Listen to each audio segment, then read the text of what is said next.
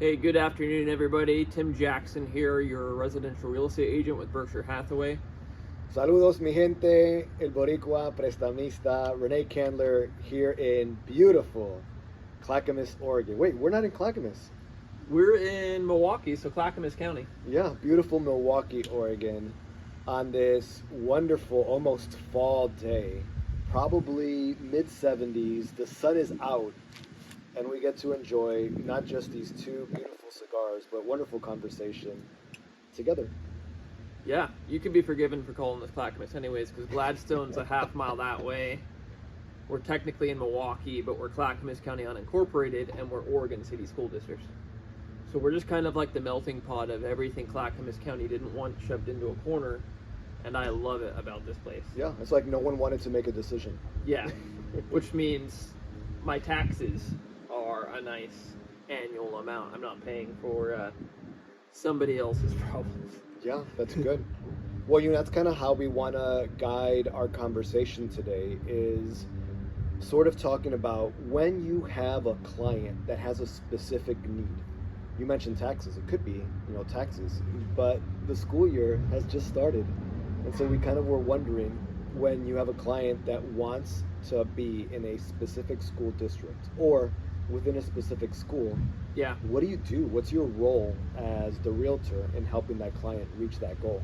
Yeah, I mean, just like for myself, we were living about 20 minutes from. I really take it down to like what's the anchor and what's keeping you in that area.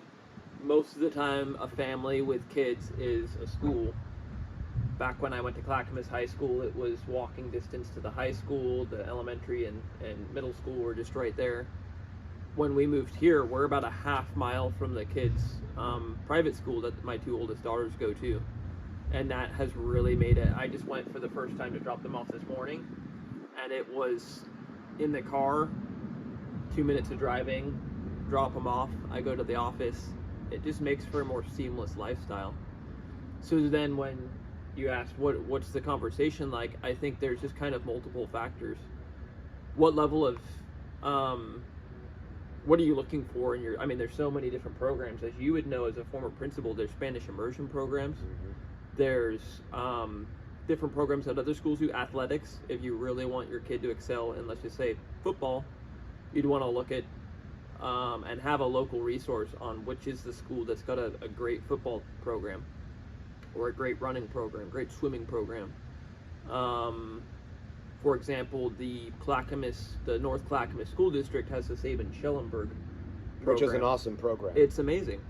And it's these little small things that can really help unlock what are you looking for. Do you want, I mean, even if you don't want a public school, then okay, how are you looking to educate your kids? Because obviously COVID also brought out so many different ways of homeschooling, private school, charter school.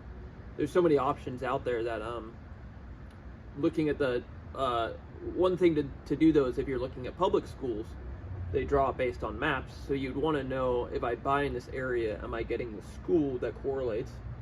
And within the school district is what you're saying. Not just the school district, Yeah. but is it the school that maybe the client's looking for within that district? Yeah. If he or she, if they have a certain school in mind.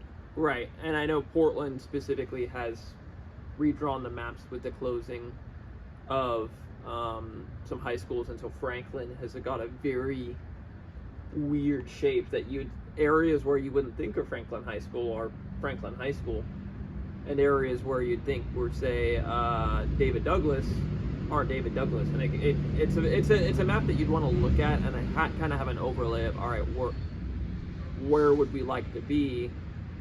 So what I'm hearing, and I guess this is what I'm teasing out of you, Tim, is it's not as simple as saying I want to be in this particular area. Right. What I'm hearing from you, just by saying what you just said, is you still have a lot of questions because there's a lot of things to consider. Right. I guess, is it public school? Is it private school? What about the public school are you curious about? And that's what distinguishes a good realtor from a great realtor. It's not about you, although you can empathize, right? You Right. just went through a home buying experience, and what a bunch of gratitude I have because you used me as a sounding board in order for me to ask you questions. And I truly appreciated that because I saw who you are as a realtor. And that's kind of what you're saying. So if I have a client that has a specific desire in mind, I want to move because of this, you're not going to give an answer. You have questions to ask. Right. And I've also had clients approach me and say, I want to stay within the school district because we've got kids that are already made friends, they've got teachers, and they've already got a kind of a, we just want to stay within this area, so they wanted me to help them stay locked into that school district. Now, it's also important to know that you can go to the school district and say, hey, we're moving to a different part of town, but my kids made friends. Can we make an exception, or can we still remain within the school district? I always say you get to do the fun part, and what I do I think is pretty fun too. But the reason why I'm saying this right now is because as a realtor, you get to walk in the experience with the home buyer. You know, you get to ask the questions. Even though I ask similar questions, you then get to take them to the different homes for you to see how they feel about it. Right. And in my side, on the financing side, there are some things that change, some nuances, because I do take into consideration property taxes. If property taxes play a role, which they probably will if you're looking for a specific school, but also what's that sweet spot? What are you comfortable paying per month? And you mentioned this, so I'll say it. I think one of the things that I also offer, especially when it comes to people asking questions about schools, is I have lived in experience as a school principal in the state of Oregon, in both Portland Public and North Clackamas.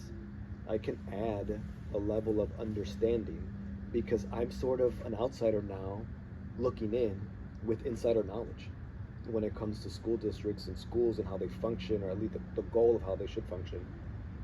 And that's what makes these conversations so interesting to me, because not only can we ask those second and third layer questions that are needed to understand the minds of our clients, but then we could execute and work for them. Yeah. And I think us both having kids in the schooling programs and having made those decisions ourselves, like me personally having to make that decision during COVID, I had to decide, where is my daughter going for first year kindergarten during COVID. I had to weigh these decisions very heavily myself, and you obviously knowing, kind of seeing how the sausage is made, I guess, for lack of a better term. Man, I love some Italian sausage. On pizza, you're making me think back of my Chicago days. Oh, a deep dish pizza with just a layer of sausage between a pound or who knows how much cheese. Delicious, buttery, crispy crust. Ugh. What were we talking about? Have you been to that Pizza Chicago, Deep Dish Chicago style place off 52nd and No, I haven't. Flavel? No, I know exactly which one you're talking about. I need to go. There was this really cool guy. He was from the suburbs of Chicago. He had a food cart in Damascus, you know, right by the Freddy's out there on, is that Foster? Off of Foster? Right in front of the Safeway.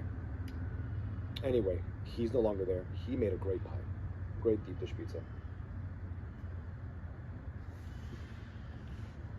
Well, yeah. I mean, we can definitely sit down and talk if you're looking this fall season to make a move, and kids are a part of the conversation. Renee and I would love to just have a conversation about what do property taxes look like, what do the school districts look like, what are the good schools, what are the schools that you'd recommend from a public education standpoint, what are the schools you'd recommend if you're looking at private education. As you know, the options are kind of unlimited when it comes to the form of education you want to do. And I know homeschooling is also very popular. So I think for homeschoolers, it's how do we stay connected to resources in the area. And I think very important for homeschoolers is, I would say from personal experience, you don't want to pay a lot of property taxes if you know you're not going to be getting the benefit of the taxes. So I feel like a lot of homeschooling folks are always looking at the property taxes with a little bit more detail, because they know that they're not quite getting the full amount back. So that's also something to consider, or at least something I personally considered. And you could do the best of both worlds. I mean, there's been many families that I've worked with that homeschool their children and use the public schools for resources, whether it's special ed, whether it's sports. whether it's electives. I mean, that's also an opportunity, but many families don't even know that those options exist. Yeah. And so the public school does that because, again, when you talk about taxes as a homeowner, that's a right Right. that you have. And so it's knowing how to have that conversation with the administration of the particular school and making sure that your child, even though being homeschooled, can access those options. Right. And another thing, actually, now that you mentioned resources, is that you can apply for a once a semester credit, I believe, of $1,500 per child if you can prove they're not registered in the public school system, and that money can then be reapplied towards school supplies, activities. Well, that's cool. I You can didn't take know them that. to the zoo. Yeah. So we just got approved for that, and it's just a great way to kind of redirect the funds because everybody pays taxes. I mean, everybody's Yeah. do that, and so it's really cool that it's a way to kind of reuse the taxes towards alternative education. But I mean, I went to high school and elementary and middle, and I benefited from the public system. And I took classes at Sabin Schillenberg. I got to weld. I got to do mechanical engineering. So a little shout out here for Sabin Schellenberg Yeah. because twice that we've mentioned it. It's a And really AutoCAD, cool too. and unique program that you see in North Clackamas schools. I haven't seen it in any other school district. And what they do is they have, just imagine another high school, which is Sabin Schellenberg, that students from the 4 other high schools in the school district have options to get in. And Sabin Schellenberg focuses solely on elective programming. You mentioned some of the things: welding, it could be nursing, it could be education, auto mechanic. And so you as a student, Hairdressing, journalism. Yeah. I did AutoCAD. There were so many different things you could do. so many options that even as a high schooler, if you already have an interest and you know that you want to pursue it, Yeah. the North Clackamas School District has an awesome option in Yeah. Sabin Schellenberg. And the students just get bused. So if they sign up for a certain class, let's say it's 3rd period, the buses from Sabin Schellenberg go to that student's high school, picks them up, takes them to the class, and brings them right back. Mhm. Yeah, and there's also options to gain college credits in high school, whether through a middle college, through a charter, directly through the high school. And then there's also, what was I going to mention? Well, as you think about that, I want to focus on this delicious H. Upmann cigar, created by Jose Mendez. And so H. Upmann, this is Jose Mendez's variation on H. Upmann. He calls it La Española. It's a really good cigar. It's got this peppery aftertaste, but still very creamy and smooth for my palate. And I think it's just a well-crafted cigar. What do you think? This is the first time you're smoking it. It's a nice balanced medium body, but I taste that nice peppery note on the back end. So I really enjoy it.